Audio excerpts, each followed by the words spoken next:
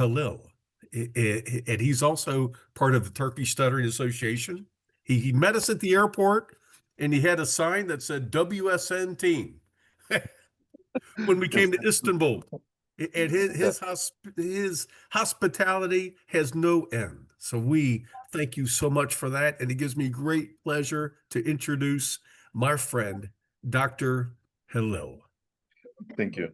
Thank you so much, Tom. You are always kind, and it's always good to be around you and the community, World Stuttering Network. So I'm glad that I make it here. I'm sorry if you hear some background noise because my home internet was, broken. So I had to come to, somewhere else. So let me know if, any technical problems is around. So I will share my screen.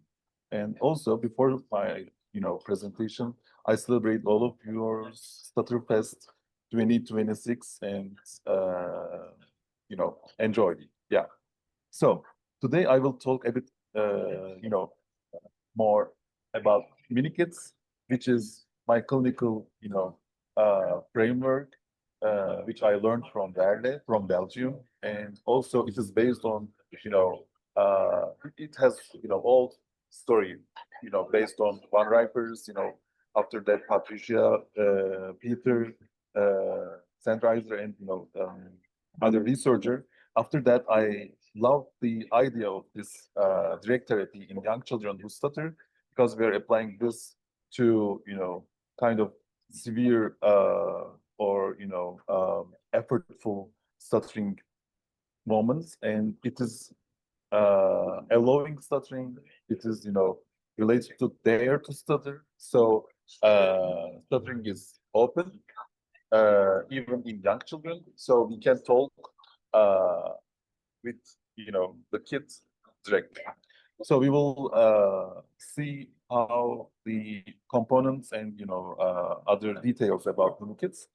And today's flow is introduction and how we assess the system, and then how can we, apply these steps about this approach. So developmental stuttering is a condition that we cannot actually assume if stuttering is going persistent or recovered. So also, some other details, and everybody knows, some information which is true or, not true or false, except for the, expert of it. To me, expert of stuttering is people who stutter. So we need to listen more, people who stutter, so we can understand how it is impactful in daily life and, the other components of being alive. So we know that genetic connectivity and brain structure and functions are, relatively or, actually, different than people who do not stutter. So brain connectivity, brain connections are having some differences, some nuanced differences from people who do not stutter. Apart from that, we know motor planning and preparation process is different before movement. So before someone who stutter talk, that preparation movement is relatively differentiated. So we hear more stuttering, and we can also define stuttering moments as starting or timing problem, and that timing problem opens some reactions, which is somehow overreacted by people who stutter, or society, or other listeners. So that feeling is also named as loss of control when someone stutters. So prognosis is, depending on many factors.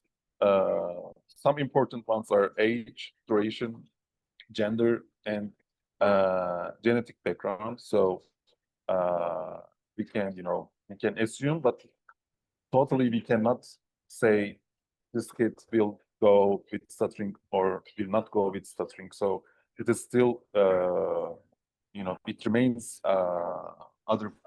remains to involve other factors too.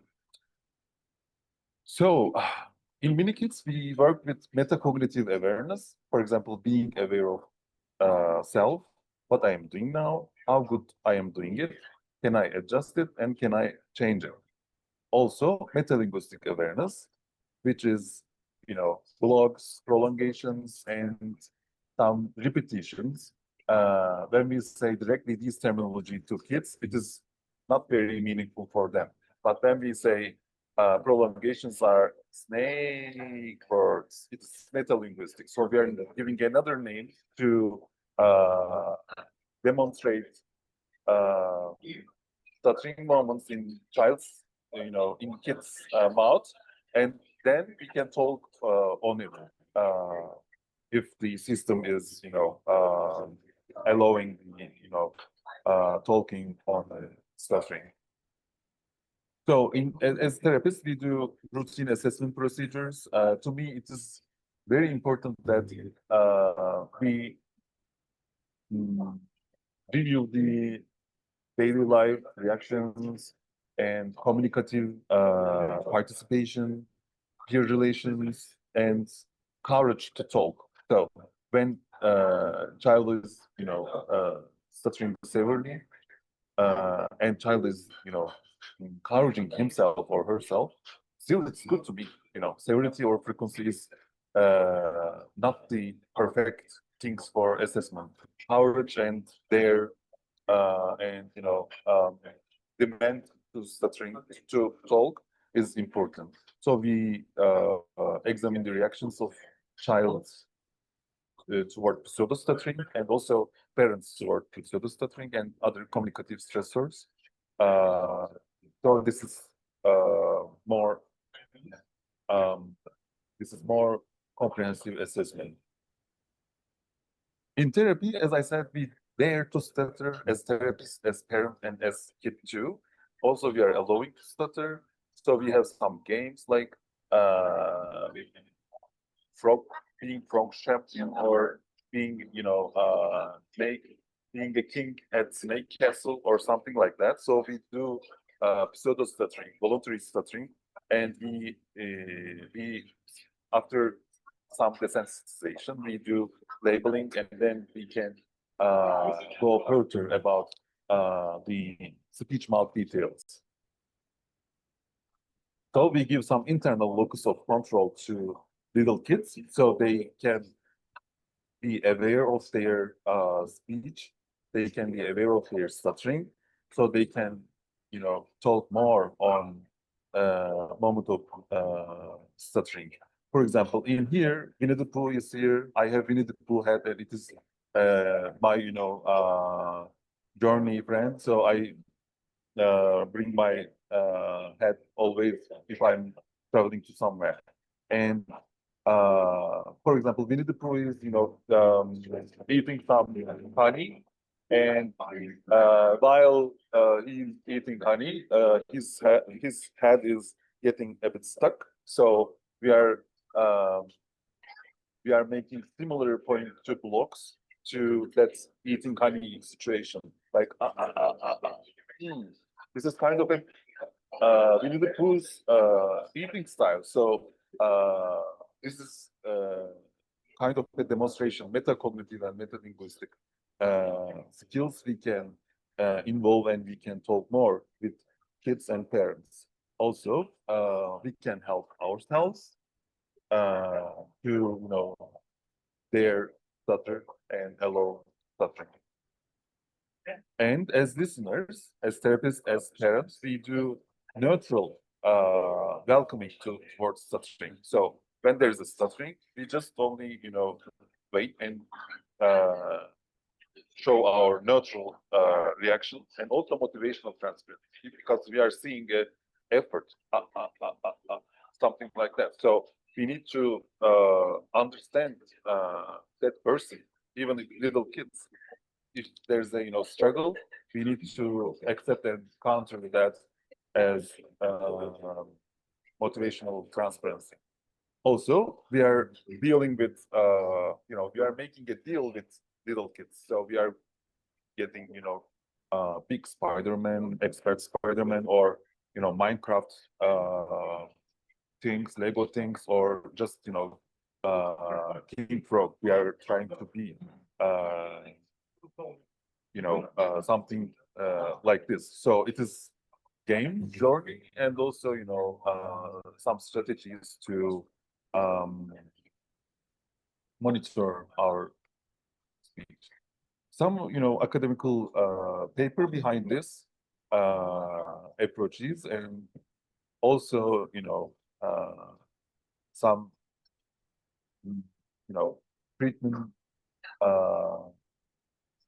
let's say therapy choosing strategies, and some randomized clinical trials too. Also, I need to say parent is very crucial in this therapy session too. They need to be neutral as as we are, because I know some parents feels like guilt, shame, or just anxiety, and they want to fix it and get rid of this stuttering. But sometimes it is not possible, and we are making motivation to prepare kids, parents, and also us to coping to stuttering. So it is not taboo. It is talking on it, because if we have bicycle, we are going, and if we hit the any little holes and we shake, we need to continue. We do not throw our bicycle to somewhere else. We need to go, because this is life, up and downs. So this approach, frameworks is like that, because so I love it, because it's continued. So thank you so much. It is always good to be around here. If any comments from any questions, I would love to hear.